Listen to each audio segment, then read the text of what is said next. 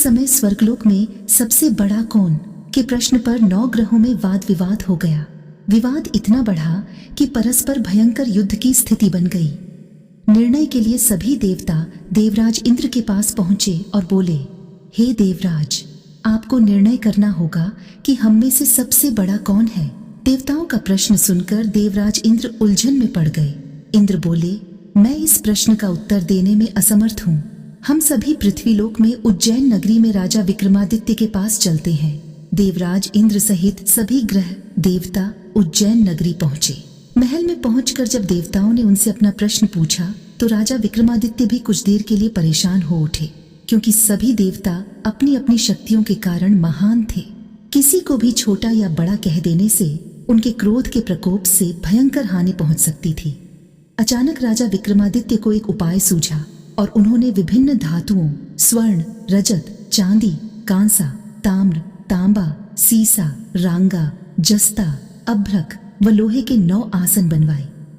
धातुओं के गुणों के अनुसार सभी आसनों को एक दूसरे के पीछे रखवाकर उन्होंने देवताओं को अपने अपने सिंहासन पर बैठने को कहा। देवताओं के बैठने के बाद राजा विक्रमादित्य ने कहा, आपका निर्णय तो स्वयं हो गया।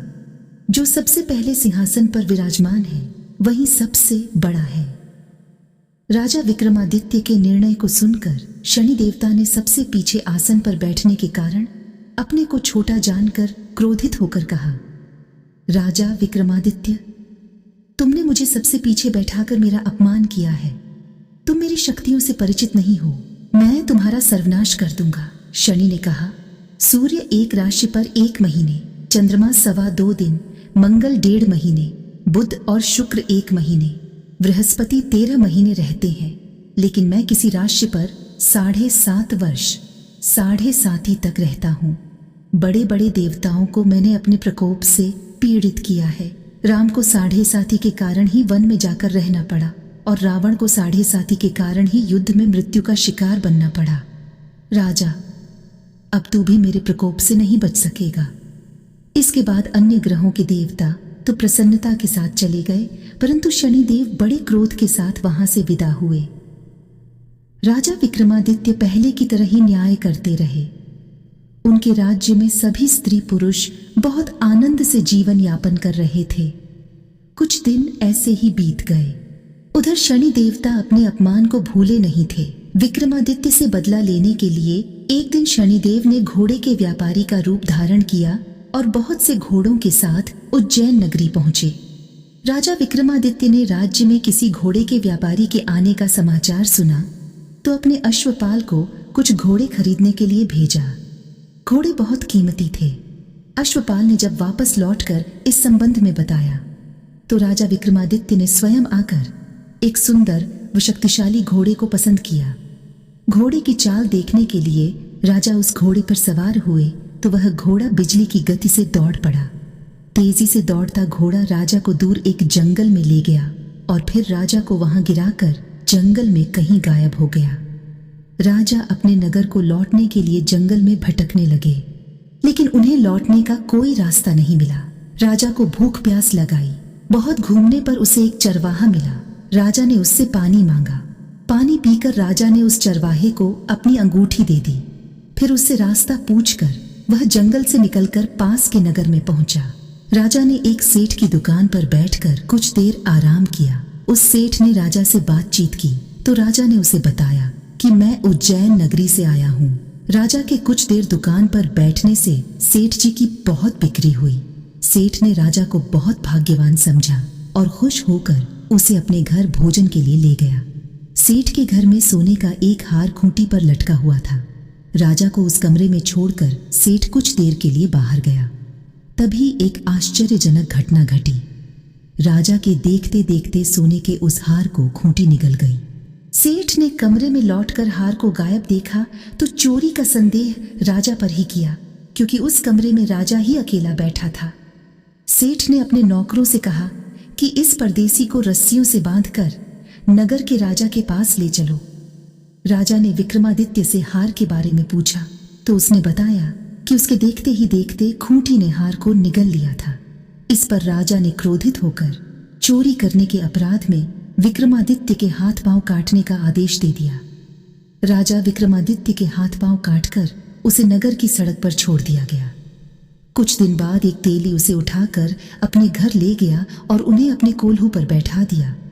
राजा आवाज देकर बैलों को हाँकता रहता। इस तरह तेली का बैल चलता रहा और राजा को भोजन मिलता रहा। शनि के प्रकोप की 7.5 पूरी होने पर वर्षा ऋतु प्रारंभ हुई। राजा विक्रमादित्य एक रात मेघ मल्हार गा रहे थे कि तभी नगर के राजा की लड़की राजकुमारी मोहिनी रथ पर सवार उस तेली के घर के पास से गुजरी। उसने मेघ मल्हार सुना तो उसे बहुत अच्छा लगा और दासी को भेजकर गाने वाले को बुला लाने को कहा। दासी ने लौटकर राजकुमारी को अपंग राजा के बारे में सब कुछ बता दिया। राजकुमारी उनके मेघ मल्हार से बहुत मोहित हुई, अतः उसने सब कुछ जानकर भी अपंग राजा से विवाह करने का निश्चय कर लिया। राजकुमारी ने अपने माता पिता से जब यह बात कही तो वे हैरान रह गए। रानी ने मोहिनी को समझाया, बेटी, तेरे भाग्य में तो किसी राजा की रानी होना लिखा है, फिर तू उस अपंग से विवाह करके अपने पांव पर कुल्हाड़ी क्यों मार रही है। राजकुमारी ने अपनी जिद नहीं छोड़ी। अपनी जिद पूरी कराने के लिए उसने भोजन करना छोड़ दिया और प्राण त्याग देने का निश्चय कर लिया। आखिर राजा रानी को विवश होकर अपंग विक्रमादित्य से राजकुमारी का विवाह करना पड़ा। विवाह के बाद राजा विक्रमादित्य और राजकुमारी तेली के घर में रहने लगे। उसी रात स्वप्न में शनिदेव ने राजा से कहा, राजा, तुमने मेरा प्रकोप देख लिया। मैंने तुम्हें अपने अपमान का दंड दिया है। राजा ने शनिदेव से क्षमा करने को कहा और प्रार्थना की, हे शनिदेव, आपने जितना दुख मुझे दिया है अन्य किसी को न देना। शनिदेव ने कुछ देर सोचकर कहा, राजा, मैं तुम्हारी प्रार्थना स्वीकार करता हूँ। जो कोई स्त्री पुरुष मेरी पूजा करेगा, शनिवार को व्रत करके मेरी व्रत कथा सुनेगा, उस पर मेरी अनुकंपा बनी रहेगी। प्रातःकाल राजा विक्रमादित्य की नींद खुली तो अपने हाथ पांव देखकर राजा को बहुत खुशी हुई। उन्होंने मन ही मन शनिदेव को प्रणाम किया। राजकुमारी भी राजा के हाथ पांव सही सलामत देखकर आश्चर्य में डूब गई। तब राजा विक्रमादित्य ने अपना परिचय देते हुए शनिदेव के प्रकोप की सारी कहानी सुनाई। सेठ को जब इस बात का पता चला तो दौड़ता हुआ तेली के घर पहुंचा और राजा के चरणों में गिरकर क्षमा मांगने लगा। राजा ने उसे क्षमा कर दिया क्योंकि यह सब तो शनिदेव के प्रकोप के कारण हुआ था। सेठ राजा को अपने घर ले गया और उसे भोजन कराया। भोजन करते समय वहां एक आश्चर्यजनक घटना घटी। सबके देखते देखते उस खूंटी ने हार उगल दिया। सेठ जी ने अपनी बेटी का विवाह भी राजा के साथ कर दिया और बहुत से स्वर्ण आभूषण, धन आदि देकर राजा को विदा किया। राजा विक्रमादित्य राजकुमारी मोहिनी और सेठ की बेटी के साथ उज्जैन पहुंचे तो नगरवासियों ने हर्ष से उनका स्वागत किया। अगले दिन राजा विक्रमादित्य ने पूरे राज्य में घोषणा कराई कि शनिदेव सब देवों में सर्वश्रेष्ठ है। प्रत्येक स्त्री पुरुष शनिवार को उनका व्रत करे और व्रत कथा अवश्य सुने। राजा विक्रमादित्य की घोषणा से शनिदेव बहुत प्रसन्न हुए। शनिवार का व्रत करने और व्रत कथा सुनने के कारण सभी लोगों की मनोकामनाएं शनिदेव की अनुकंपा से पूरी होने लगीं। सभी लोग आनंद पूर्वक रहने लगे।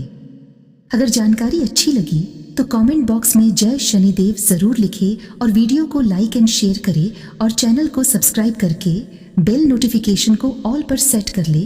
वीडियो देखने के लिए आपका धन्यवाद।